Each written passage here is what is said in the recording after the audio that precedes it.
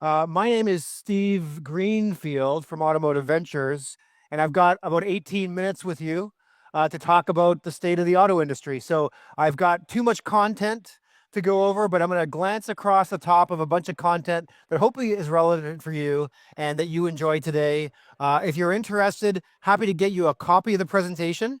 And if you've got questions afterwards, I will be around to answer questions. So let's dive right in here. I've got 6 different areas that I'd like to cover today very, very quickly in the next 20 minutes. First, talking about where we are in terms of dealership profitability. We're actually going to dovetail today's presentation, starting off with profitability and ending with why the dealer model, I believe, is durable and defensible into the future. Number 2, everyone's favorite topic du jour is electric vehicles. Number 3, no conversation about the auto industry, both domestically and globally, we can be complete without at least addressing the fact that we've just gone through a fairly transformational election here in the US, which will transition quite nicely into a conversation about China. And then we'll talk about vehicles aftermarket from both a repair standpoint and a maintenance and service standpoint, and some of the implications on dealers overall. So let's get started. I'm sorry that I do pace around a little bit, so I'll try to be cognizant of that if you're looking at the slides. Let's talk about dealership profitability. So the outside world sees headlines like this. Dealership profitability year over year is down pretty significantly. So for someone who's outside the industry, like, oh, this industry is under attack, under duress. But what they don't realize, and thanks to Aaron Kerrigan Advisors for this data, is that if we look at profitability, net profit before tax by dealership rooftop, a number that all of you pay particular attention to, we were sitting at about $2 million profit before tax per dealership rooftop before COVID. And that had been pretty consistent for the last few years before this. What did COVID do? Dealers in 2022, on average, that number tripled. We got up to $6.8 million profit before tax per dealership rooftop. So yes, while dealership profitability is getting down to some more normalized level, it's still twice as profitable. The average rooftop in America is still twice as profitable as it was pre-COVID. Why is this? This represents 2 different data points. First, gross profit per unit sold for new vehicles per dealer in America. In the blue line. So we see that pre-COVID, dealers were making on average $2,000 profit per new car sold.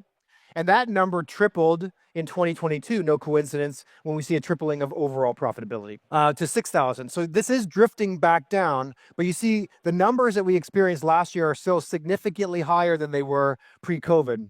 Well, why did this dynamic happen? I don't have to tell dealers in the audience. We went from 4 million vehicles on dealers' lots in America, new vehicles on dealers' lots in America before COVID, which was hitting record highs, to 800,000 cars, less than 800,000 cars on dealers' lots during COVID. The dynamic was, and these are directional numbers, something like 90% of vehicles, new vehicles sold pre-COVID, were being sold at a discount to MSRP. Only 10% of vehicles in 2022 were being sold at a discount to MSRP. And this is coming back to haunt us in some ways. We had a consumer 2-3 years ago that bought a car at sometimes $15,000 premium to MSRP, and they're coming back in trying to trade that vehicle now that we've gone back to regular depreciation schedules. These consumers sometimes are underwater by $5,000-$10,000, and dealers, in an environment where interest rates are higher, dealers in many cases are having a hard time rolling that negative equity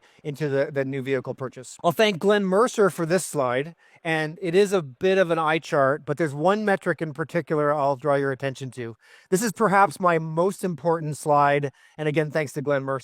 So what this shows is dealership profitability. We just talked about a dealership's net profit before tax. What this represents is going back 50 years in history. 50 years in history. This blue line on this axis shows a dealer's net profit before tax on average in America. And you'll see something, if you squint and turn your head sideways, you'll see something eerie about this number. There's never been a year in 50 years that the average dealer in America didn't have a positive profit before tax. And if you look at this number is eerily consistently hovering at around 2%. It might get up to 3%. It might go down to 1%. It never goes negative. Now, if we rolled back the clock 50 years, any dealers here selling new cars 50 years ago? I don't imagine there's too many. Um, there's innovation in the business model that I'll get to in a minute. Tremendous innovation in the business model that has made the business model much more defensible and durable. But this shocks me. Now, if I added in the COVID years, you would see this jump to 7.5%. We'd be up here. So for any dealers in the audience that believe we're not going to regress back towards the mean, meaning not get back to something like 2% net profit margins before tax, you're probably either smoking something or you're delusional, and that's okay. You can be delusional, but fight it as long as you can. But history would tell us that it's more likely than not, you're going to get back to about 2% net profit before tax. So if I have one takeaway, I might not be popular after discussing this, but if we use history as a guide, it's likely. It's likely. So let me actually fast forward through some slides here. I'll get you these slides. I have a lot of content here, but I actually want to dwell on that a little bit. So I'm going to move forward here, get over here and move through slides. So this will be tantalizing and tempting perhaps for some of the content that I would have showed you otherwise. But let me get to a couple of things that I think are important and may or may not. Jay and I haven't rehearsed this, but this may dovetail into some of the conversations he's going to have on stage. So 4 years ago, if I was up here on stage, I probably would have said, man, we're going to see an onrush of EV sales. And these EVs are far less complex than ICE vehicles. The average ICE vehicle has 2,000 moving parts in the drivetrain, and the average EV has 20. So I would be telling dealers up here, I'd be like, look out, as you sell more EVs, you're going to see those consumers much less frequently. Much less free. The service intervals just aren't there for oil changes, spark plugs, belts, hoses, etc. What we've seen actually is the legacy automakers have been pretty bad at building quality EVs in the first generation. So what's meant is you've been busier than ever with recalls. There have been a lot of recalls for these vehicles, which has been great. I mean, you may hate recalls, but it's kept the service base busy for EVs overall. But much of the concern 4 years ago would have been guys like me up here saying, watch out, you're going to be suffer from a reduction in fixed operations revenue as you sell more EVs. Well, a couple of things have happened, right? The EV appetite hasn't been there. We haven't sold as many EVs as was forecasted. And with Trump threatening to remove the consumer-facing tax incentives, there may not be a lot of demand for EVs in the short term. And number two is the cars continue to get more sophisticated, right? So this is courtesy of one of the companies we invested in, WarCloud. This will vary from automaker to automaker and market to market. But on average, after the warranty period, franchise dealers suffer from about a 70% defect rate. There's about a 70% chance that the consumer will no longer come to you. They're going to come to an independent repair shop to get the work done. And this is pretty persistent over time. Brands may differ, etc. I believe, and I'm about to tell you why, I could be entirely wrong. I believe that we're going to see a tremendous flattening of this line, meaning consumers are going to be much more loyal to the franchise dealer to get work done than they were in the past for a couple of reasons. So let me share that. And this is despite the fact that we will see national right to repair acts. There will be right to repair acts that allow the average independent repair shop to get access to telematics data and the vehicle data, schematics, etc.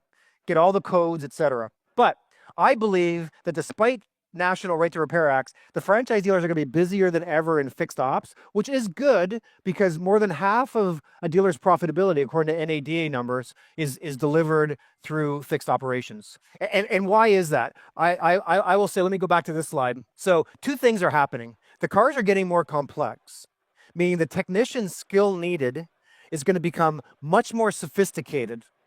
And at the same time, the automakers are going to be supplying proprietary tools that are going to be needed to work on these vehicles. The average independent repair shop isn't going to be able to hire a technician that's sophisticated enough to be able to work on these vehicles.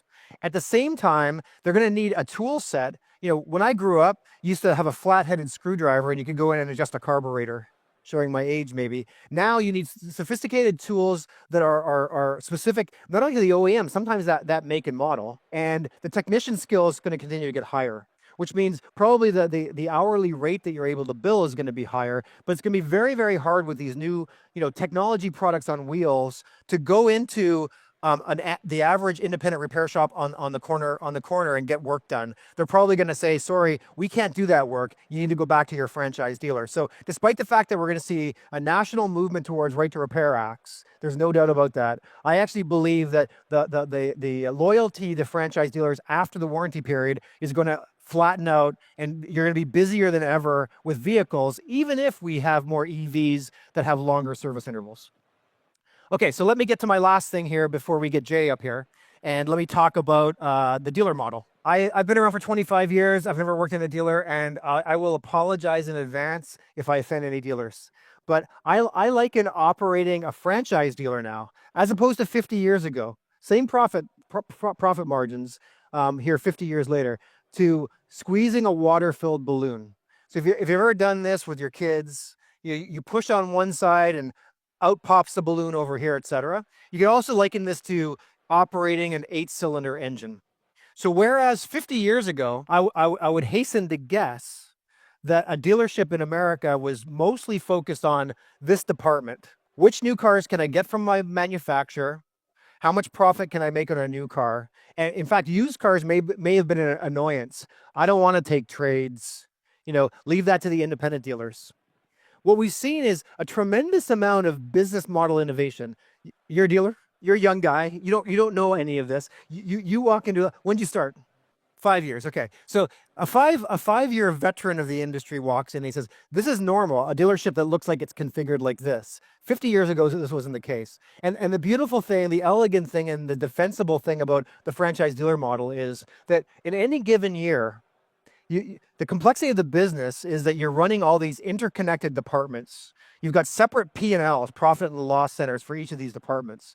They're all interconnected, right? New car hopefully feeds your parts and service. F&I is attached to new car.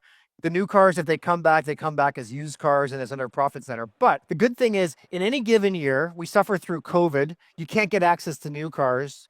You can take your best people and your capital and focus on used car operations. You can try to focus on getting better people and processes into F&I to increase attach rate and the amount of revenue you're generating per unit sold.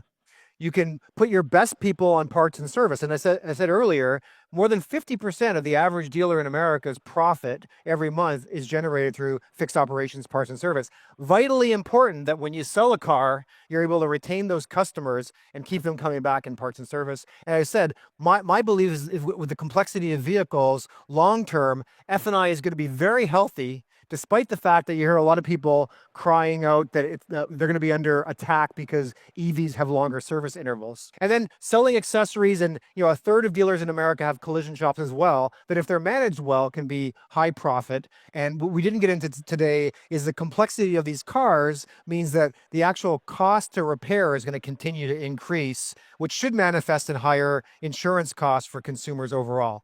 So people ask me all the time, do I believe in the dealer model? And do I believe that it's defensible over time? As I look back now 25 years, I think, I saw 3 existential threats to dealers over my career. One was the internet came out and we weren't going to need salespeople. Number 2 was Carvana came out and the world was going to migrate towards online sales and we wouldn't need dealers. And then more recently, the automakers during COVID said, we're going to sell directly. And we're seeing friction here at NADA this week with Scout, part of Volkswagen, threatening to sell directly, and with Afeela, which is the JV between Honda and Sony, threatening to sell directly as well. I don't think that consumers are going to be in America are going to be buying cars directly from automakers in my lifetime. And I think that this franchise dealer model, largely because of this, it's a very complex business that you're running. And for those that operate very, very well, they can squeeze extra margin out. But if history tells us anything, for the last 50 years, it's been a profitable business, a persistently profitable business. Again, for those latecomers here, never has there been a year in the last 50 years where a dealer in America, on average, has lost money. They've been profitable for 50 years, and I think that will persist over time. So 2 observations, and again, I haven't rehearsed this with Jay, so I don't know how this is going to dovetail. Hopefully it dovetails somewhat, because I have a lot of hope for Tekion transforming the way dealers look at operating their businesses. A couple of things that are just maybe curious to me more than anything, and maybe someone can help me understand after this presentation. Number one is, if we rewind the clock to 1950s, tell me how this can be. We rewind the clock to 1950. Your average salesperson was selling 10 vehicles per month. NADA numbers will tell you last year, 2024, your average salesperson sold 10 vehicles a month. Now, what's happened in 75 years? We had the internet came out. We had all these marketing vendors. We had technology vendors. Why is it that we can't squeeze more productivity out of our salespeople? Now, you might tell me that, humans are lazy. Humans will work hard to get 10 sales, and then they make enough money, and then they stop working. And that could be a comp issue. But I think the promise of Tekion is to help dealers think about human capital, which is a significant expense, and driving more productivity and throughput, no matter how we measure it around any KPIs. Number two, and maybe Jay, you aren't going to be able to help with this one. This is another one it's a bit of a head scratcher for me. So these are NADA numbers. NADA every year publishes the average marketing spend per car sold. If we go back to the very beginning of the internet, 1997, average cost per car sold for dealers in America, $320. Let me fast forward. 2023, $720. Pre-internet, internet. Dealers spending almost nothing on software per month. Dealers spending 30 grand a month on software. How can this be? So David, help me with this. How can we not get more sales out of a salesperson in 75 years? And how have we gone backwards? The promise of technology and the internet was to drive efficiency for dealers, right? If I'm a dealer, I'm thinking like, how am I going to measure success of my marketing department? Well, I better be saying like, my marketing spend better be going down while my revenue and profit should be going up. Otherwise, we're going the wrong way with these metrics. So these are things that keep me up at night. I don't know how, if not for innovative, disruptive companies like Tekion, how we have a hope of reversing these kinds of trends, thinking about our human capital, and driving more efficiencies out of that human capital to allow dealers to make more profit over time and buck that trend, that 2% net to gross overall. So happy to have conversations with anyone at the end as a result. I think my time is up. I see Jay over there giving me the eye. So I appreciate all of your time. For anybody who wants it, my name's Steve Greenfield. My email is there. Happy to send you this presentation. There was more content than I could cover. And if you have answers to these questions, happy to have a dialogue about that. So thank you for your time today.